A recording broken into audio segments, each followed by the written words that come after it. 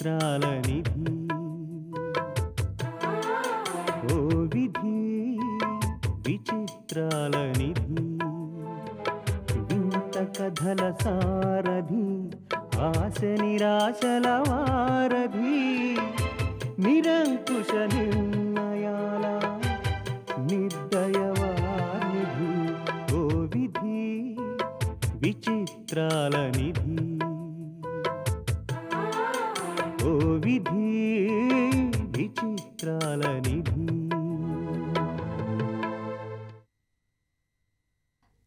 ఈ లిఫ్ట్ విఐపీలకి ఆఫీషియల్స్కి నీలాంటి అలగజనం వెళ్ళడానికి మెట్లున్నాయి. అలాగా? లిఫ్ట్ ఆపరేటర్గా నువ్వెప్పుడు జాయిన్ అయ్యావు? ఏమిటా పిచ్చి వాగుడు? వాగుడు కాదు, లిఫ్ట్ ఎవరెక్కాలి ఎవరెక్కకూడదు అని లిఫ్ట్ ఆపరేటర్లా నువ్వంత క్లియర్గా చెప్తుంటే డౌట్ వచ్చి అడిగాను. లిఫ్ట్ ముందు నేనెక్కాను, వెనకాల వచ్చిన వాళ్ళు వెయిట్ చేయాలి. ఇది నీ సొంత లిఫ్ట్ కాదు, కామన్ లిఫ్ట్. ఎవరైనా ఎక్కొచ్చు. ఆ మాత్రం కామన్ సెన్స్ కూడా లేదనుకుంటా నీకు.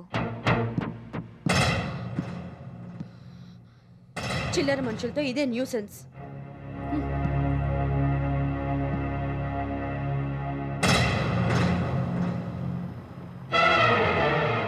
ఏంటి, నాకన్నా పైకి వెళ్దావనా?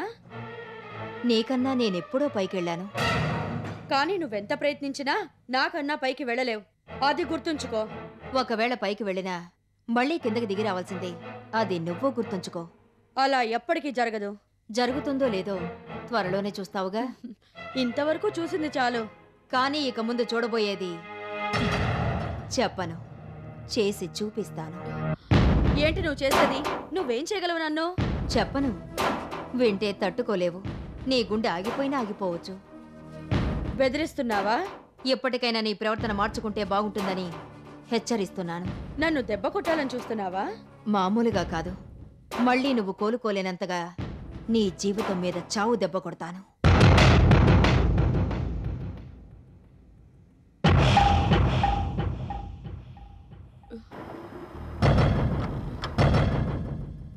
ఇంక నువ్వు దిగొచ్చు.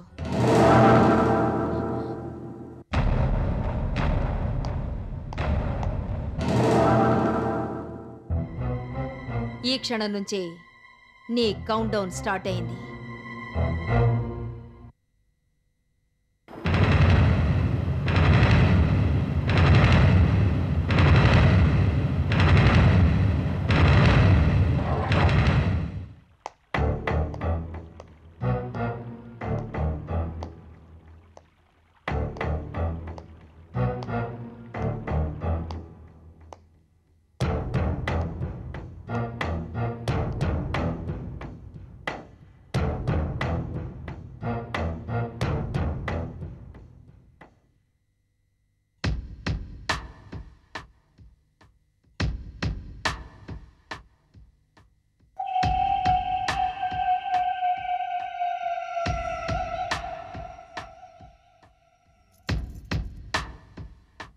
ఏటమ్మా అలాగున్నారు?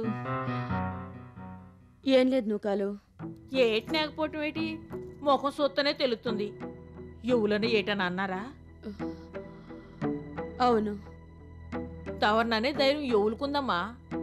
ఎవులేటన్నారేటి? ఇంకెవరు? ఆ లక్ష్మీదేవి. నూకాలు, ఏమిటా నవ్వు? నవ్వకి ఏడ్చేయమంటారమ్మా. నువ్వు తోలపాగుతూ అవుతే నాన్న తలుపు శక్తితో రెండేస్తాను అని లచ్చిందేవి గారు ఏటన్నంతే తమరు వాళ్ళకుంటారేటి? తమరు కూడా 4 మాటలు అనే ఉంటారు కదా. అవును, కానీ ఈ మధ్య లక్ష్మీదేవి నన్ను బెదిరిస్తోంది. వాళ్ళకొండమ్మా, శవాలను సొత్తనే భయపడిన తమరు మనుషులేదో అన్నారని భయపడతారా? లేదు నూకాలు, లక్ష్మీదేవి నన్నేదో చేయబోతోంది. ఏం చేస్తుందో తల పగలు కొట్టుకున్నా అర్థం కావడం లేదు. ఆయమ్మ ఏడ్చేస్తారులేండి. అంతగా అయితే మీ వ్యాపారం మీద దెబ్బతీస్తారు. తప్పైపోనాది క్షమించేయండి అని మీరు అడగంగానే ఒగ్గేస్తారు. అంత మంచి మనసు. అంచేత మీరు భయపడకండి, ధైర్యంగా ఉండండి. బిజినెస్ విషయంలో అయితే నేను భయపడిన నూకాలు, నా జీవితం మీద దెబ్బ కొడతానంటోంది. ఓలమ్మో, అంత మాట అన్నారా? మరి ఆ అమ్మని మీరు తక్కువ బాధలు ఎట్టారేటి? అందుకే అలాగనుంటుంది. తమరు జాగ్రత్తగా ఉండాలి. ఒప్పుడు కోపం రానోళ్ళు కోపం వస్తే ముందు వెనక చూడరు, ప్రాణాలనే తీసేస్తారు. భారతంలో కిట్టుడు ఏటన్నాడు? ధర్మరాజు కోపం వస్తే సముద్రాలన్నీ ఏకమైపోయి ప్రళయం వచ్చేస్తుంది అన్నారు కదా. మరి లక్ష్మీదేవి గారు కూడా ధర్మరాజు లాంటోళ్ళే. ఆ అమ్మకి గాని కోపం వస్తే తమరు కొంపు మునిగిందనమాటే. అసలే భయపడుతుంటే నన్ను ఇంకా భయపడతావేంటి? ఏటోనమ్మా, తమరు భయపడుతున్నారంటే నన్ను నమ్మలేకపోతున్నాను. మళ్ళీ ఏదైనా కొత్త నాటకం మొదలెట్టారా? తమరికి అలవాటే కదా. అదేం లేదు నూకాలు, నా మాట నమ్ము. నిజంగానే లక్ష్మీదేవి మాటలు తలుచుకుంటేనే భయం వేస్తోంది.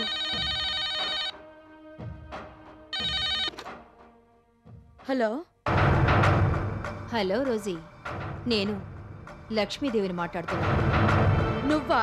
ఎందుకు ఫోన్ చేశావు? చెప్తే బాధపడతావు, భయపడతావు. నువ్వు బెదిరిస్తే బెదిరిపోతాననుకుంటున్నావా? నువ్వు ఒక్కప్పుడు బెదిరేదానివి కాదేమో, కానీ ఎప్పుడు పరిస్థితి వేరు. కట్టుకున్న భర్తకు కూడా తెలియని నీ వీక్నెస్ నాకు తెలుసు. సరిగ్గా గురి చూసి ఆ బలహీనత మీద దెబ్బ కొడతాను. నువ్వు చేతకందానివి, ఆ విషయం నాకు తెలుసు. నువ్వు నన్నేం చేస్తావు? నిజంగా ధైర్యం ఉంటే చెప్పి చెయ్యి. చెప్పనా? ఏమిటా నవ్వు? పిచ్చి రోజీ, నీ మూర్ఖత్వానికి నవ్వొచ్చింది. నన్ను రెచ్చగొట్టి నేనేం చేయదలుచుకున్నానో నా చేతే చెప్పించాలని కాదు నీ ప్లాను. అది నీ వల్ల కాదు, చెప్పానుగా. అది నీ ఊహకు కూడా అందదు. అలాగని బిజినెస్ జోలికి రాను, నీ జీవితం మీద మాత్రం కొడతాను. అదేమిటో చెబితే ఇప్పుడే నీ గుండె పగిలిపోతుంది. నేనేం చేస్తానో అనే భయంతో, బాధతో ప్రతి క్షణం నరకం అనుభవిస్తూ నువ్వు జీవోత్సవంలా బతకాలి. నీ అహంకారం అణిగిపోవాలి. మనుషుల విలువేంటో నీకు తెలిసి రావాలి. అసమర్థురాలు అని నాకు సర్టిఫికెట్ ఇచ్చిన నువ్వే లక్ష్మీదేవి దేనికైనా సమర్థురాలని అనుకుంటూ నీకు జరిగిన అన్యాయాన్ని జీవితాంతం తలుచుకుంటూ కుమ్ములిపోవాలి. ఇప్పుడు అదే నా లక్ష్యం, అదే నా గమ్యం. ఆ పనిలోనే ఉన్నాను. ఇప్పుడు ఈ ఫోన్ కూడా ఆ పనిలో ఓ భాగమే.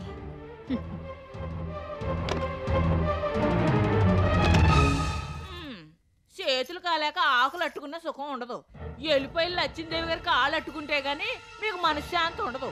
ఆ పనేది బేగ్ చేసేయండి, లేకపోతే భయంతో ఇప్పుడే చచ్చిపోయినాకున్నారు.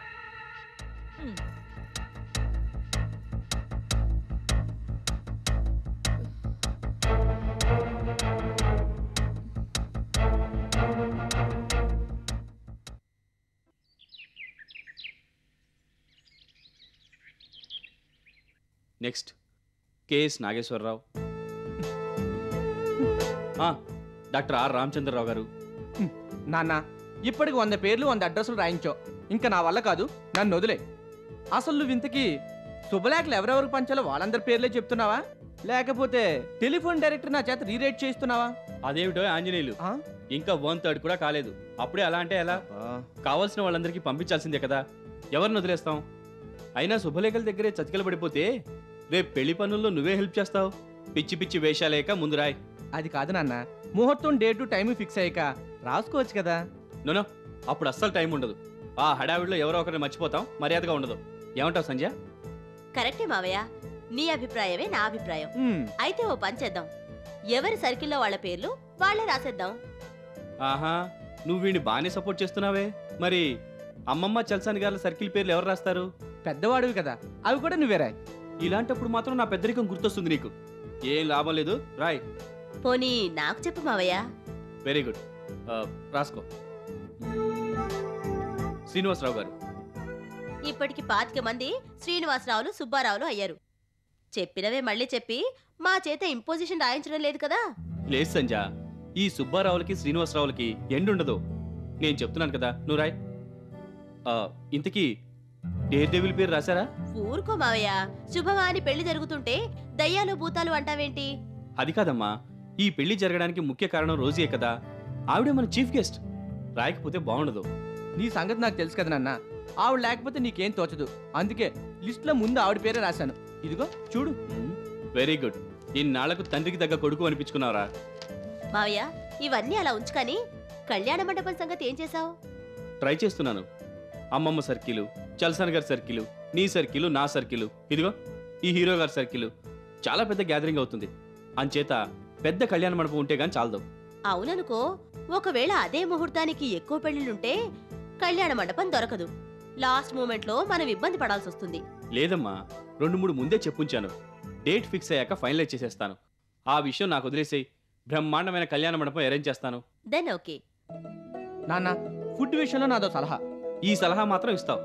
ఏంటో చెప్పు. ఈ మధ్య ఏ మ్యారేజ్కి వెళ్ళి ఒకటే మెనూ నాన్న. అదే బిర్యానీ, అవే పూరీలు, అవే కూరలు, అవే స్వీట్స్, అదే సాంబార్. చూస్తేనే బోర్ కొట్టేస్తుంది. అసలు తినాలనిపించడం లేదు. కరెక్టే మావయ్య. అంచేత మనం చక్కగా ముద్దపప్పు, గుత్తి వంకాయ కూర, దోసావకాయ, పూర్ణం బూర్లు, నెయ్యి వీటితో భోజనం పెడితే హ్యాపీగా తింటారు. ఏమంటావు?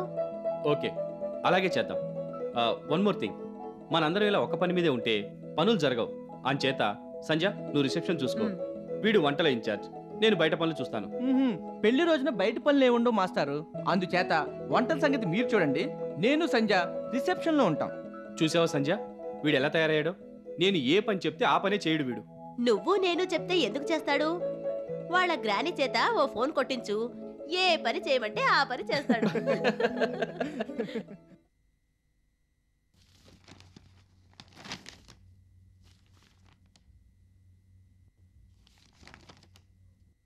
జీతాల బిల్లు ఎక్కువ వచ్చిందేమిటి? ఇంక్రిమెంట్లు కూడా కలిశాయి మేడం. పిఎఫ్ కట్ చేస్తున్నారా? Yes madam. ఆ రిటర్న్స్ రెగ్యులర్గా పంపిస్తున్నారా? పంపిస్తున్నాం మేడం.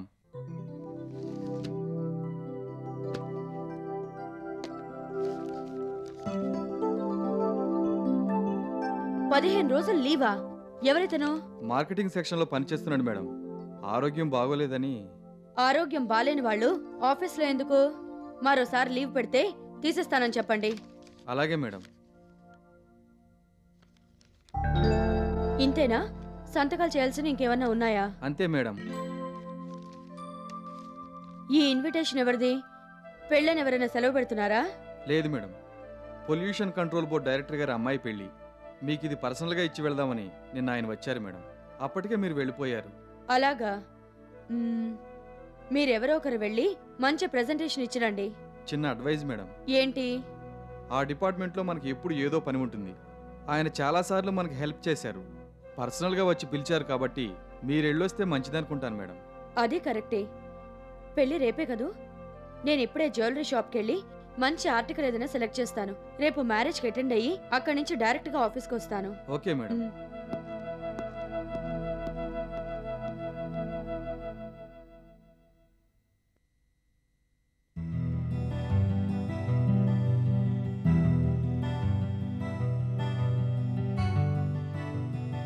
మంగళసూత్రాలు ఇది లేటెస్ట్ డిజైన్ మేడం. మార్కెట్లో దీనికి మంచి క్రేజ్ ఉంది. ఇప్పుడు అందరూ ఇదే కావాలని అడుగుతున్నారు. ఇదివరకులాగా ఎవరు కావాలని పెద్దవి చేయించుకోవట్లేదు మేడం. సింపుల్ గా ఉండాలంటున్నారు. అందుకని స్పెషల్ గా ఈ డిజైన్ చేయించాను. మీకు చాలా బాగుంటుంది.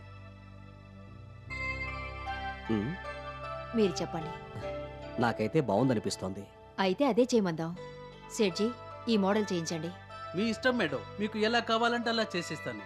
మీరు వేరే డిజైన్ చెప్పినా చేసిస్తాను. ఇది బాగుందిలేండి. అలాగే మేడం. పెళ్ళి అంటున్నారు, మీకు ఇంకేమన్నా కావాలా సార్? ఆ నెక్లెస్ చూపించండి. మళ్ళీ వచ్చినప్పుడు తీసుకొచ్చులేండి. అప్పటికి మరో మోడల్ వస్తుంది. ఇది నా ప్రెజెంటేషన్ అనుకో, తీసుకోవాల్సిందే. మీ ఇష్టం. That's good.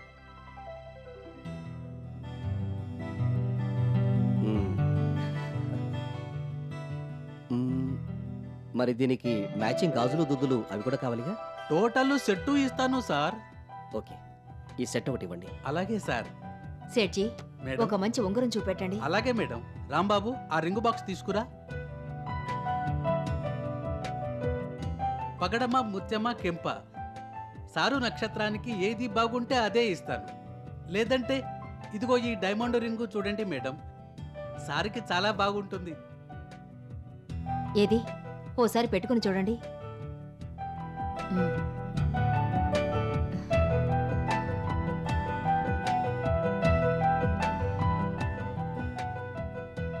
బాగుంది, కానీ కొద్దిగా టైట్ అయినట్టుంది కదండి? అవును. దాందేముంది మేడం, మోడల్ నచ్చితే సారు సైజుకే చేసిస్తాను. అది నేను ఆయనకి ఇస్తున్న ప్రెజెంటేషన్ చాలా బాగా చేయాలి. అలాగే మేడం. సరే, ఇవన్నీ తొందరగా కావాలి. మీరు ఎప్పటికిస్తారు? మేడం గారు మా రెగ్యులర్ కస్టమరు సార్. మీరు ఎప్పుడు కావాలంటే అప్పుడే ఇస్తాను. ఓ వారం రోజుల్లో రెడీ అయిపో. అలాగే సార్.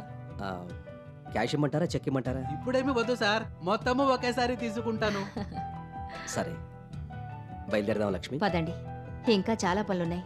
వస్తాం సెడ్జీ. మంచిది మేడం. వెళ్ళొస్తాం. రాంబాబు ఇది ప్యాక్ చెయ్యి.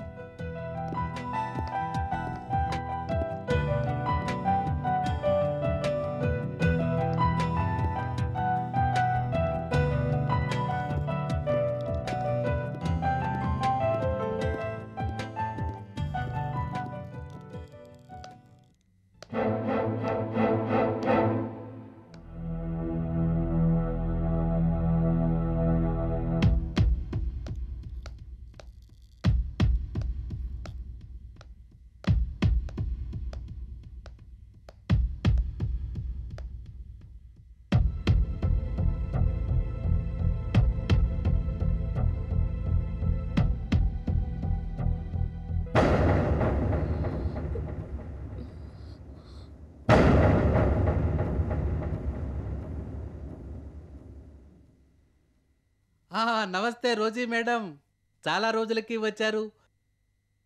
మీరు మంగళసూత్రాలు ఆర్డర్ ఇవ్వడానికి వచ్చారా? అంటే వాళ్ళు మంగళసూత్రాలు ఆర్డర్ ఇచ్చారా? అవును మేడం. వాళ్ళ ఇంట్లో ఎవరికన్నా పెళ్ళా?